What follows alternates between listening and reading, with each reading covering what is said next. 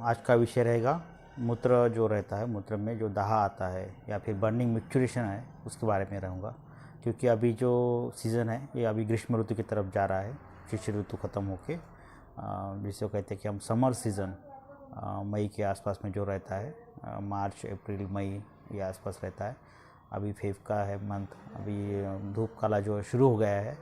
तो मेरा विषय अभी जो है वो मूत्र से रिलेटेड है। मीन्स मूत्र में जो बर्निंग मिक्चुरेशन जो रहती है, मूत्र जो है यूरिन जो है वो एसिडिक हो जाती है इसमें ज़्यादा।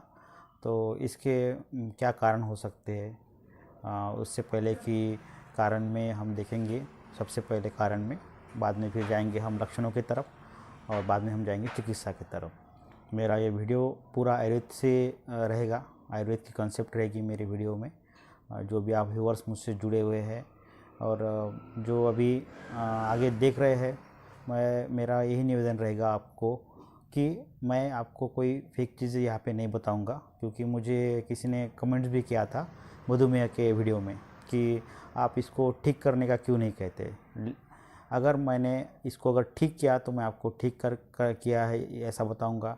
अगर मैंने ये दवाई से मैनेज कर रहा हूँ या फिर दवाई से जो शुगर की लेवल है, रेंज है, फास्टिंग ब्लड शुगर है, पोस्ट पैंडियल ब्लड शुगर है, अगर इससे रिड्यूस हो रहा है तो मैं आपको वही बताऊंगा। किसी ने कहा कि आप ठीक करने का बताओ करके, लेकिन अगर मैंने ठीक नहीं किया है तो मैं ठीक किया ऐसा नहीं बताऊंगा। अगर मैंने ठीक किया होता तो मधुमेह को, डायबिटीज़ मेलाइटस को, टाइप 2 को, तो मैं आपको ज़रूर बताता कि मैंने डायबिटीज़ 2 के पेशेंट या टाइप 2 के पेशेंट ठीक किए हैं। लेकिन मैं ये अभी जो मेरी जो इसका पढ़ाई और जो तजुर्बा है उसके हिसाब से तो मैं यही कहूँगा कि डायबिटीज़ को मैंने मैनेज किया है। इसके जो रुग्ण मेरे पास अभी भी आ रहे हैं, आते हैं, कंटिन्यूस में बने हैं, उसको उनका जो शुगर लेवल है वो किस तरह से नॉर्मल रेंज में रख पाते हैं, वही हमारा ध्यान रहता है मेनली। तो इसका ठीक करने वाला विषय अभी तक नहीं हुआ है। अगर हुआ तो मैं आपसे ज़रूर शेयर करूँगा, अगर मैंने मधुमेह पेशेंट को अगर ठीक किया तो। बाकी सुनी सुनाई बातें का मुझे नहीं लगता कि मैं यहाँ पे कोई जिक्र करूँ या किसी ने मुझे बताया होगा कि मैंने ठीक किया, इसने ठीक किया, वो विषय नहीं है। अगर मैं खुद अगर उसको ठीक कर पाता हूँ मधुमेह के पेशेंट को, टाइप 2 के पेशेंट को, तभी मैं आपको क्लियर बताऊंगा। क्योंकि फेक चीज़ें आयुर्वेद में मुझे मैं उसको प्राधान्य नहीं देता हूँ कि फेक चीज़ों को मैं आपके साथ शेयर करूँ। मुझे जो है, जो मेरे अभी तक का अनुभव आया है, उसी को मैं शेयर करना ज़रूरी समझता हूँ। और किसी ने कहा कि बालों का जो है बार्डनेस जो है, बार्डनेस के बारे में मैं आपको यही बताऊंगा कि जो हेरिडिटरी बार्डनेस है, जिसमें हेयर फॉल हो जाता है, जो 21-22 साल की उम्र से लेके तो आगे फिर थोड़े थोड़े बाल झड़ते रहते हैं, जिनके पिताजी में ये अगर प्रॉब्लम है तो वो प्रॉब्लम जेनेटिकली विषय आ जाता है। जिसको आप जेनेटिकली उसको ठीक करें तो ठीक बराबर है।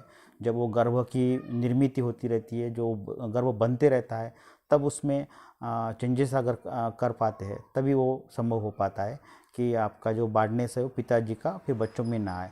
नहीं तो बार्डनेस जो है वो पिताजी का बच्चों में आने वाला है, और उसमें फिर हेयर ट्रांसप्लांट करना या फिर विंग लगाना, यही उसमें सॉल्यूशन पाए जाते हैं। लेकिन मेरा बार्डनेस का विषय मेनली रहता है, जो मैंने अभी लिया था पिछले वीडियो में, तो वो लिया था कि कोई डिसीज़ के कारण अगर आपको बार्डनेस है, आपके बाल गिर रहे हैं, आपके बाल झड़ रहे हैं, हेयर लॉस आपका है, तो उसके का वो मेरा कंसेप्ट था डिसीज़ का। बाकी मेरा जो जिससे कहते हैं वंश परंपरागत जो डिसीज़ बने हुए बार्डनेस आता है पिताजी का बच्चों में, वो बार्डनेस की तरफ मेरा नहीं था। तो आज का मेरा विषय मूत्र में जो बर्निंग सेंसेशन रहते हैं, पेशाब में जो बर्निंग सेंसेशन रहते हैं, बर्निंग मिक्चुरेशन जिसे कहते हैं या यूरिन का, तो उसके संदर्भ में है मैंने अभी भी इसके पहले भी बहुत सारे वीडियो डाले हैं। संधिवात पे है, आमवात पे है, मन्यागतवात जिसे कहते हैं, सर्वाइकल स्पॉन्डिलोसिस है, लंबर स्पॉन्डिलोसिस है, रूमेटॉइड आर्थराइटिस है, ऑस्टियो आर्थराइटिस है, मासोनोमासिक गोलियाँ जो रहती है प्रेगनेंसी में, वो उसका मैंने वीडियो अपलोड किया है। क्या उसकी कार्बमुक्ता क्या है, किस तरह से काम करती है, मासूम मासी गोलियाँ क्यों लेनी चाहिए उसके बारे में मैंने वीडियो अपलोड किया है। सुवर्ण प्राशन का जो बच्चों में अभी पूरे भारतवर्ष में दिया जाता है, सुवर्ण का जो ड्रॉप है, बिंदु जो दिया जाता है पुष्य नक्षत्र में, तो वो भी मैंने अपलोड किया है। उसके पूरे डेट्स जो है 2021 के वो पूरे अपलोड किए हैं। पंचकर्म किसे कहते हैं, पूर्वकर्म किसे कहते हैं, क्योंकि ये बहुत बेसिक चीज़ें रहती है। पूर्वकर्म जैसे स्नेन और सेदन हो गया, पंचकर्म जैसे मालिश, जैसे कि वमन, विरेचन, बस्ती, नस्य, रक्त मोक्षण, ये हो गया। तो ये बहुत बेसिक चीज़ है पंचकर्म की और पूर्वकर्म की।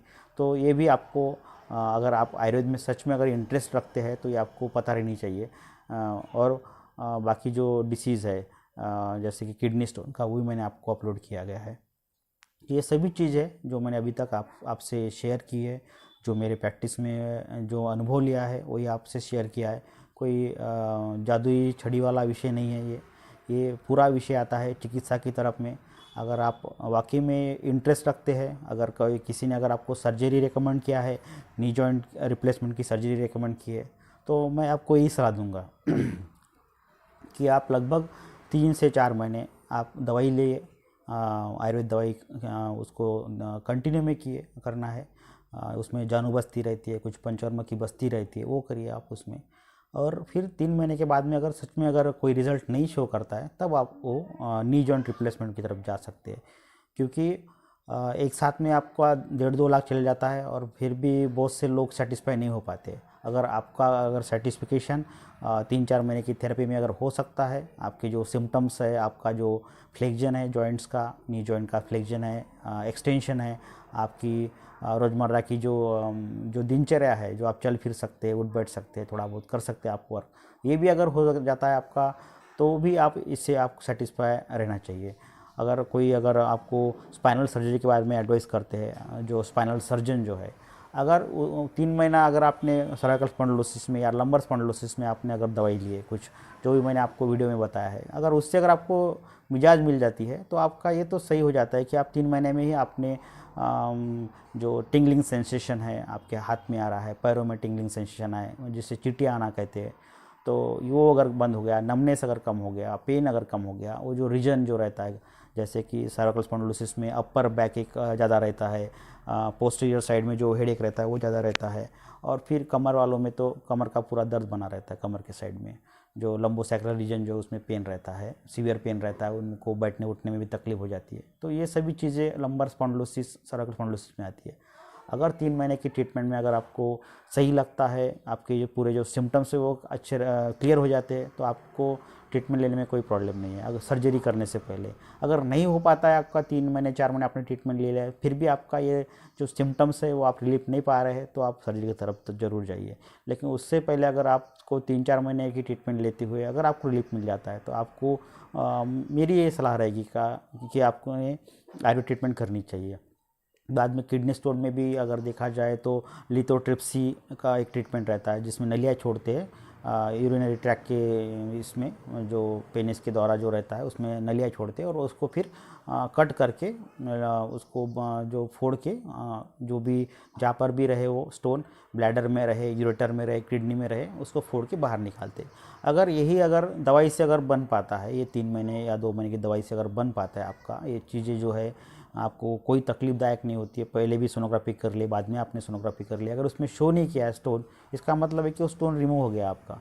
तो मेरा यही सलाह रहेगी कि आपको लिथोट्रिप्सी जाने से पहले अगर ट्रीटमेंट से अगर ये कार्य हो रहा है, आपका जो बर्निंग मिक्चुरेशन है, जो लायन रीजन से ग्राउंड रीजन तक जो रेडिएटिंग पेन रहता है उसमें, तो वो पीछे से पीठ से लेके तो ये आगे तक पेन आता है, आपके जो इनगोनल रीजन जो है उसकी तरफ आता है, पेनिस की तरफ उसका पेन रहता है, उसको रेफर्ड पेन कहते हैं वो किडनी स्टोन में।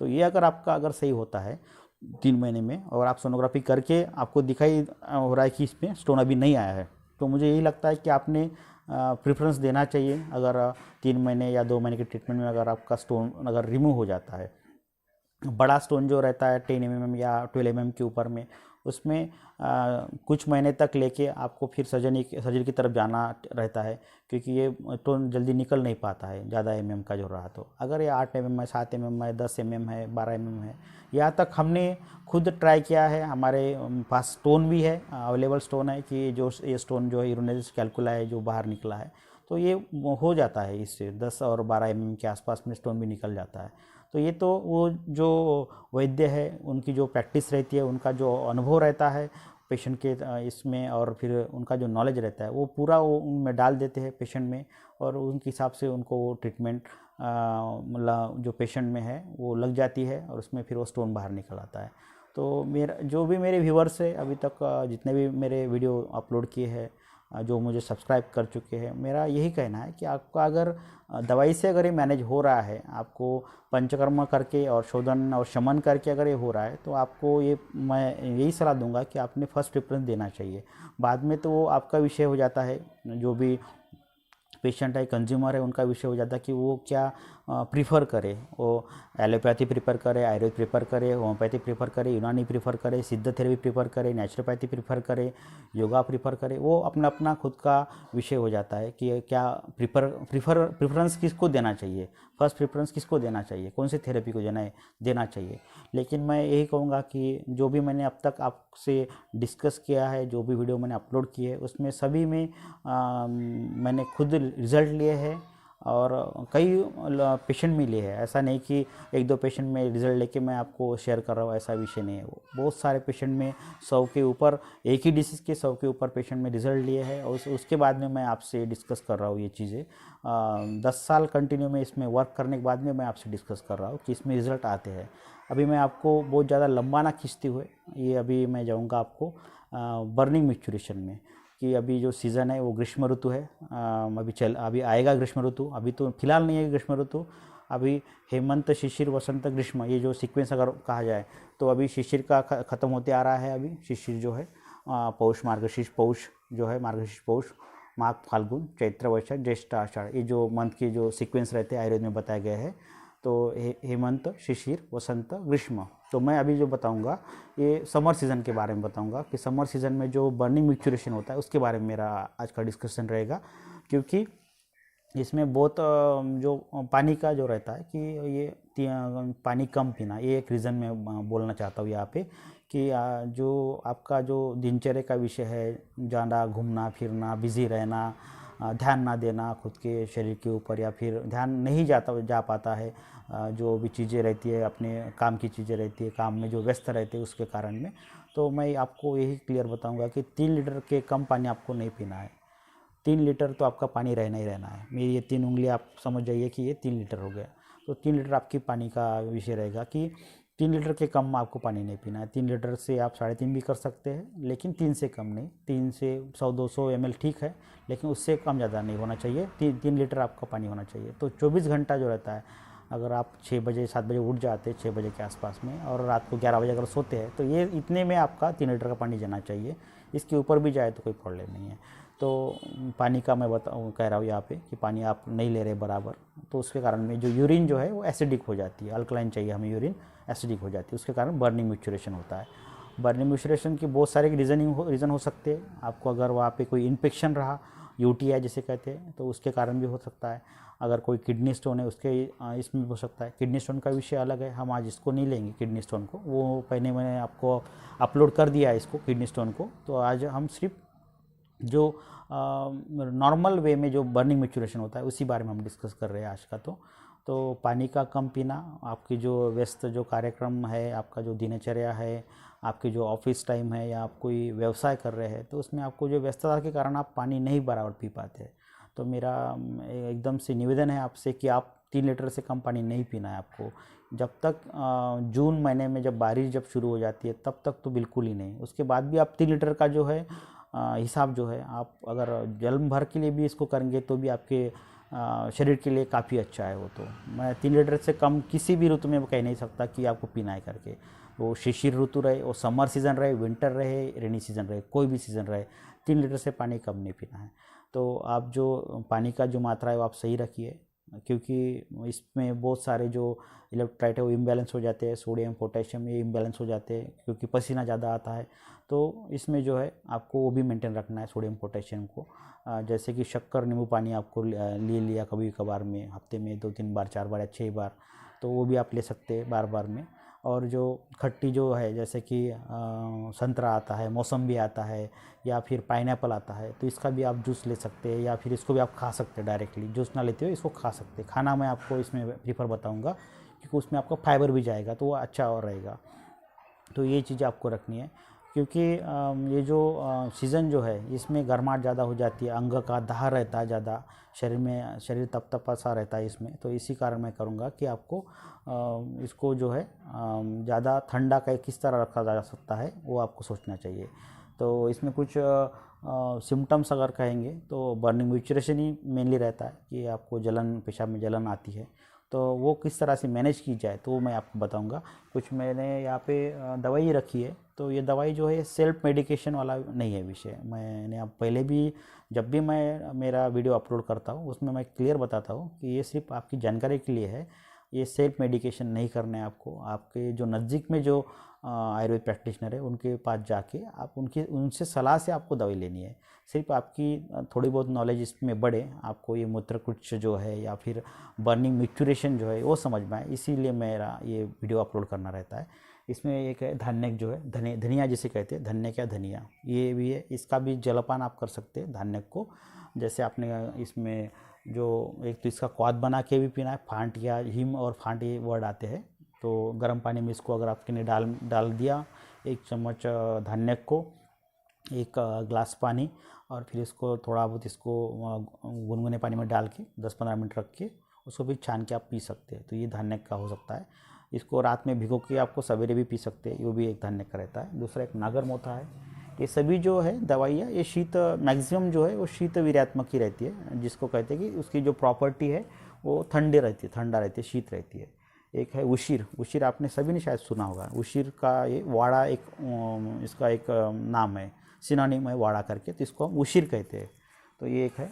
बाकी एक चंदन आप सभी ने सुना ही होगा, चंदन का लेप लगाना है, फिर या चंदन का फिर वर्ण जिसे कहते हैं ना कि फेस ग्लो होने में चंदन का लेप करते हैं, तो ये अभी चंदन को पेट के लिए अंदर जिसे इंटरनल यूज़ में करते हैं, चंदन का भी यूज़ करते हैं। बाद में एक पुनर्नवा है, ये जो थोड़ा डायूरेटिक है, पुनर्नवा जो है जो पेशाब को बढ़ाने वाला डायूरेटिक। दूसरा एक और है, इसमें गोक्षुर आता है, पुनर्नवा गोक्षुर। अगर ज़्यादा ही जलन रहा तो पाषाण भेद का। इसमें एक वरुण भी एक प्लांट है, वरुण का भी इसमें यूज़ करते हैं। वरुण ये सभी जो वर्ड है, वरुण जैसा, पुनर्नवा है, पाषाण भेद, ये सभी संस्कृत के वर्ड है, ये जो ग्रंथकारों ने निघंटु में लिखे गए हैं। बाद में एक नागकेशर भी आता है, नागकेशर भी ये भी आता है। एक चंद्रकला रस है इसमें, चंद्रकला रस मैंने इसको आपको पहले ही बताया है। चंद्रकला रस को अंगदाह में इसको यूज़ करते हैं, चंद्रकला रस को। गोक्षरादि गुगुल, अगर आपको ज़्यादा अगर इन्फेक्शन जैसा लगा है तो गोक्षरादि गुगुल का आप यूज़ कर सकते हैं इसमें। एक है चंद्रप्रभा वटी, ये जो दवाई है ये यूरिनरी सिस्टम से जो भी डिसीज़ है, यूरिनरी ट्रैक इन्फेक्शन में या फिर किडनी रहा, यूरेटर रहा, ब्लैडर रहा, तो यूटीआई में ये ज़्यादा इसको प्राधान्य देते हैं चंद्रप्रभावटी को। उसको प्रमेय में भी बहुत ज़्यादा यूज़ करते हैं। प्रमेय की विकार में, प्रमेय मीन्स मधुमेह की, इसमें मधुमेह उसका एक भेद है प्रमेय का। ये गैरिक है, गेरू जिसे कहते हैं, गैरिक है। बाद में एक श्वेत परपटी आता है, ये काफ़ी अच्छा प्लांट ये है, ये कल्प है, श्वेत परपटी खट्टी किस्म में रहता है श्वेत परपटी में। तो ये डायरोटिक कार्य करता है श्वेत परपटी। ये परपटी कल्पना है, ये परपटी कल्पना अलग आती है, बहुत उसका अलग विषय है। रस परपटी है, श्वेत परपटी है, ताम्र परपटी है, ये पंचामृत लोह परपटी है, पंचामृत परपटी आती है। तो ये अलग अलग परपटी, अलग अलग जो ग्रहणी जो व्याधि है उसमें यूज़ करते हैं, जिसको स्प्रू कहते हैं, SPRUE, स्प्रू कहते हैं। तो ये अलग डिसीज़ में आता है, लेकिन ये श्वेत परपटी जो है ये मेनली जो डायरोटिक करके इसको यूज़ करते हैं। कप्रदिक भस्म है, ये पेन में इसको यूज़ करते हैं कप्रदिक भस्म को। अगर एब्डोमिनल पेन ही रहा तो उसमें फिर कनकासो भी चलाते हैं, कनकासो का एक मैं बता रहा हूँ, कनकासो को। दूसरा एक पुनर्नवासो भी आता है, पुनर्नवा को जब मैंने अभी दिखाया आपको, तो पुनर्नवासो भी आता है, उसकी उसी नाम से पुनर्नवासो आता है, पुनर्नवासो भी ले सकते हैं आप। अगर इन्फेक्शन की कंडीशन है आपकी, अगर इन्फेक्शन बना हुआ है अंदर में, तो कज्जली का यूज़ करते हैं, कज्जली का, ये कज्जली है। और एक है वंग भस्म। वंग भस्म को भी यूज़ करते हैं इसमें। तो ये सभी जो चीज़ें अलग अलग जो यूरिनरी ट्रैक इन्फेक्शन जो है या फिर यूटीआई है या सिर्फ आपको एसिडिक यूरिन हो रही है अल्कलाइन ना होते हुए, तो उसके हिसाब से ये दवाई को अलग अलग मिक्स करते हैं और मिक्स करके आपको बना के देते हैं। ये दवाई आपने खुद बिल्कुल नहीं लेनी है, क्योंकि इसमें किसी किसी में धातु है तो इसकी मात्रा अलग रहती है, बहुत कम मात्रा में उसको देती है। जैसे वंग भस्मरा, इसकी बहुत कम मात्रा रहती है। श्वेत परपटी की मात्रा बहुत कम रहती है। गोक्षुर गुग्गुल की, चंद्रबावटी की बहुत कम रहती है। तो ये मात्रा जो है ये पुरुषम विषय है, ये एक जैसी नहीं रहती मात्रा, किसी भी पुरुष में एक जैसी नहीं रहती है। एज के हिसाब से भी अलग रहती है, मेल फीमेल के हिसाब से भी अलग रहती है, छोटे बच्चों में अलग रहती है, क्योंकि ये सुकुमार के हिसाब से भी इसकी मात्रा रहती है।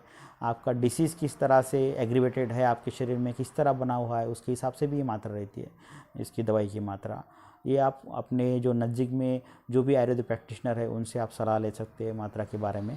तो मैं आपका यही सलाह दूंगा कि आप ये जो समर सीज़न जो है इसमें आप बहुत ही ज़्यादा आपको अगर आवश्यकता से रहे तो ही आप बाहर निकलिए दोपहर में, नहीं तो आप घर में ही रहिए 5-6 बजे तक। क्योंकि पूरी मैं जो अभी अगर जयपुर में भी कहूँगा या फिर जो पूरा जो दिल्ली के तरफ का जो रीजन है उसमें बहुत ज़्यादा गर्मी रहती है। 50 डिग्री, 40 से लेकर तो 50 डिग्री कोई भी हो सकती है इसमें। तो ये लखनऊ रहे, जयपुर रहे, दिल्ली रहे, हरियाणा, पंजाब, बहुत ज़्यादा गर्मी रहती है।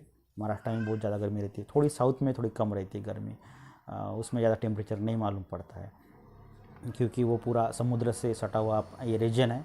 तो ये जो साउथ में तो कम है, लेकिन नॉर्थ में बहुत ज़्यादा गर्मी रहती है। तो मेरा आपसे यही निवेदन रहेगा कि आप अगर सच में अगर जो अत्यावश्यक जो अगर कार्य है तो ये आप दोपहर में निकलिए बाहर, नहीं तो आप घर में रहिए, अपने स्वास्थ्य का ख्याल रखिए।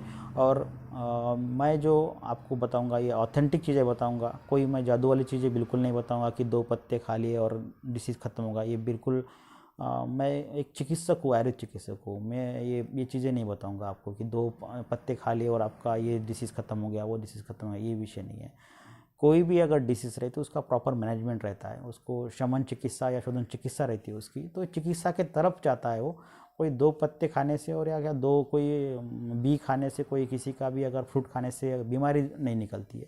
बीमारी निकलने के लिए उसके जड़ तक जाना पड़ता है, क्या कारण है उसका वो देखना पड़ता है, वो जो उसके हेतु है उसको छोड़ना पड़ता है पूरे, और बाद में फिर आपकी चिकित्सा चलती है, ट्रीटमेंट चलती है, वो भी प्रॉपर वे से चलती है। आपने पहले उसकी जांच करवा ली, जो भी आपको डिसीज़ है, उसके बाद में भी आपने जांच करवा ली 2 या 3 महीने के बाद में, तब उसको चिकित्सा कहेंगे।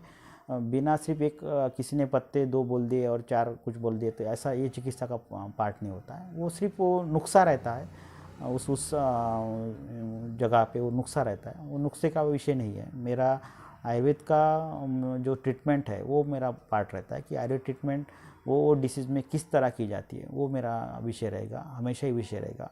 और जितना आयुर्वेद का क्लियरिटी मैं आपके साथ शेयर कर सकूँ वही मेरा जीवन का जो है सफल विषय रहेगा। इसमें कोई फेक चीज़ें का मैं प्रमोशन बिल्कुल नहीं करूँगा।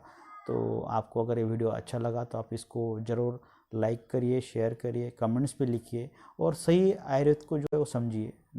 फेक चीज़ें का मुझे नहीं लगता कि कोई जगह रहेगी। तो आप इसको सब्सक्राइब करना ना भूलिए। जय हिंद, जय आयुर्वेद।